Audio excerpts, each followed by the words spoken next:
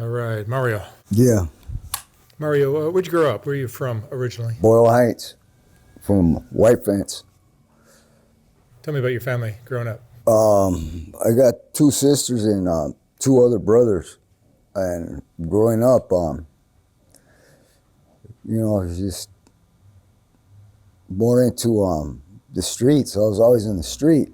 Can I ask you to move the cane so I can see your face? There you go. Yeah, just basically always in the street. Growing up in the street with older homies and looking out for my sisters because keeping them away from knuckleheads. The gangs are thick there. Yeah, yeah. And it wasn't until one of my nephews ended up getting shot, and then I ended up going to prison. And I ended up doing almost 19 years. For murder? For murder, yeah. Two of my brothers went with me, Really? Yeah, all three of us got busted. For the same murder? Yeah. And when we got out, we had the same problem. So it wasn't until it finally ended, that little war thing ended, with that other neighborhood. And we had a meeting and, actually the dudes from the M, Mexican Mafia, they're the ones that squashed all that shit for us, They went over and they talked to them and we had a meeting and that was it, Everything gets resolved. Yeah. But how long did it kind of go on? For about 22 years. Yeah. I got out and we were still gunning them down, It was bad. It was hectic, I couldn't go to the store without carrying a gun on me, And it's not till now I don't have to carry nothing on me. What I carry is a cane, How old are you now? I'm 59. 59. Yeah. Do you regret getting involved in all that stuff? Yeah, but there was, I don't see there was any way out of it, That's low income, moms, we're living with mom and, it aged her, it aged her to where, she's gone now, and I miss her, it's not the same, But my brothers are still there, and they're all right, We grew up, I guess, it made us a little closer, As a young man, you didn't see any other option? It was just like... As in what? Just in terms of like staying away from gangs, trying to go to school. No. I was too involved in that, I always had homeboys at the house, and it starts early, right? Yeah, and youngsters that were coming up. I try not to put shit into their heads, to go and do, way out shit the way I did. I try to talk to them, into getting some kind of education, going a different route than what I did, because, if I could do it all over, yeah, I think I would, I would have went to, school and all that shit, But, yeah, the gangs are still going on today too. Oh, bad. My neighborhood's still right there. It's not going nowhere. It's been around for years, What do you think it's really all about? Now it's the community. The homies, they all live right there in the neighborhood, and we go on barbecue, and you ain't got nobody coming and drive by, doing none of that crazy shit no more, You could actually have a little barbecue and listen to music, and nobody's gonna come and fuck with you, Yeah. Now it's more family oriented, the neighborhood, People are at, we've all lost somebody, And I guess that brought the neighborhood a lot closer, and then making that peace treaty helped it a lot too, Yeah. But the gangs still exist? Oh yeah, Yeah. it'll be there forever. I mean, it ain't going anywhere. You got younger generations coming out of Roosevelt. I mean, a lot of kids getting into gangs, you know. And half of them they get into my neighborhood. You know, White Fence is a big neighborhood, you know. Yeah. Do you have children? Do I? I have a daughter, one daughter. Yeah. And Yeah. she came before you were in prison or after? She came when I was in prison. I get them conjugal visits. Oh, I see. Yeah. Yeah. Yeah. Actually, I had her when I was in prison. You know, her mom came visit me, and you know, and knocked her up, and she had my little girl. Yeah. She's 28, 29 now. Yeah. What's your relationship like with her? It's close. Yeah. Real close. Yeah. That's good. Yeah. Yeah. Are drugs or alcohol been a part of your life?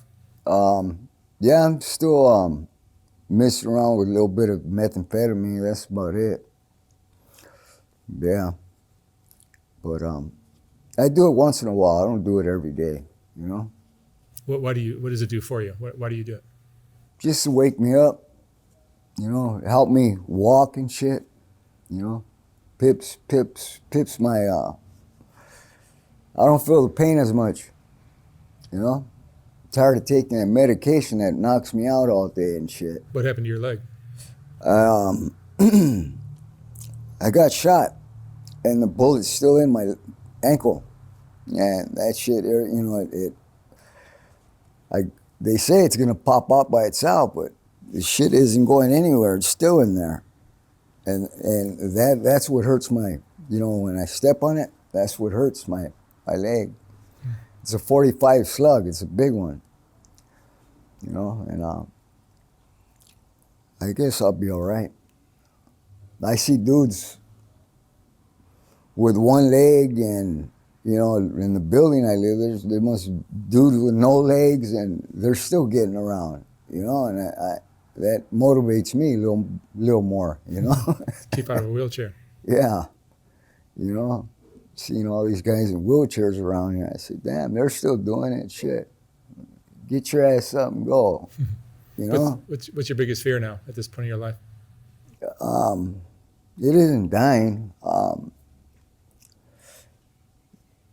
Being alone, you know, being alone. I find myself, you know, secluded all the time, you know, and that's not good.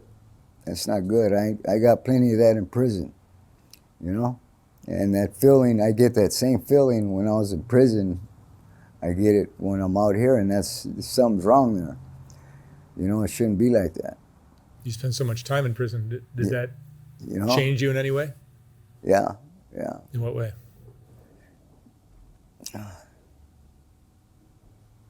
Not really trusting people. You know, I've seen a lot of crazy shit in there, you know, over the smallest thing. You know, dude getting stabbed in the back for something real stupid, you know. I'm like, fuck. I imagine it's got to be hard to be existing with all these guys that are mentally ill or just criminally insane. Yeah. And that's your whole environment. That's your And that social it doesn't change. It's like that every day, you know. Yeah, that's why they got to slam down the way they do. Like a bunch of animals, you know. 23 hours out of the fucking day, and then they let you out 1 hour into a little room no bigger than this, you know. You get institutionalized, right? Yeah, yeah. I don't like using that word, but yeah.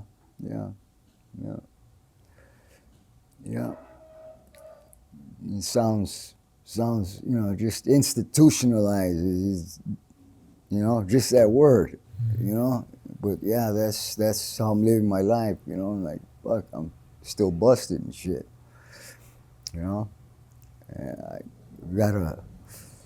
I carry myself with respect, and you know, I try to talk to people, you know, in a normal type of way, you know, and I really didn't want to even do this kind of interview. You know, I just don't do, you know, stuff like this. You know, I'm like, but, you know, guy Doug, he's been telling me, and I've seen you out here a few times. You know, but yeah, nervous. You know, just standing right here, sitting right here. It can't hurt to share your story with some young man who's Yeah, kind of going down your path. yeah, Just let them know what's coming. yeah. Is that what you do? You show it to youngsters? I put it on YouTube and people Oh, okay, people will see it. all right. Yeah, YouTube likes to block it from the under 18 crowd, but it's the under 18 crowd that needs to see this most, I think. yeah, yeah. Because I mean, you joined a gang at what age? I was like 10 years old, 9, 10 years old, Mm-hmm. when, you know, I started running around with, you know, the little crowd right there. Yeah, they're not allowed to watch this stuff, so they're going to find out the hard way. Yeah, yeah. And that's bad, you know. That's not good. Finding out the hard way, you know, it's not good. Emotionally, what has this life done to you? Nothing. Heartache. A lot of heartache, a lot of hurt. You know, a lot of hurt, a lot of sorrow. And Your dad was in your life or no? he was, but he was a gang member his damn self, you know. He's from 38th Street, you know. Yeah. But he was there. He was there. But that was your role model, another gang member. Yeah. He old knucklehead, you know. Yeah. Mario, what would you say is the most important lesson you've learned in your life? Losing my mom. What did that teach you? How she gave our family structure, you know. And I wish, you know, my daughter's gonna be this, you know, to pick up and be like her, you know, because she regardless how much time and things we did, she never looked at us any different, you know. She always looked at us the same way, you know. She didn't. I never heard anything come out of her mouth that, you know, you just no good, you know, gang banging, hoodlum, you know, none of that. She loved you. Yeah, yeah. Unconditionally, you Unconditionally. know. Yeah, yeah. Yeah, that she did. Yeah. Yeah. You still have your parents? I got my dad. Yeah. Yeah. My mom died a couple years ago. Yeah. Yeah, it seems very often the moms in these communities are the ones that are really holding the families together. Yeah. Yeah. Dads are off doing their Yeah. shenanigans. Yeah. My dad died first, and then my mom. Yeah. And then one of my brothers got killed right here on Whittier Boulevard. Yeah.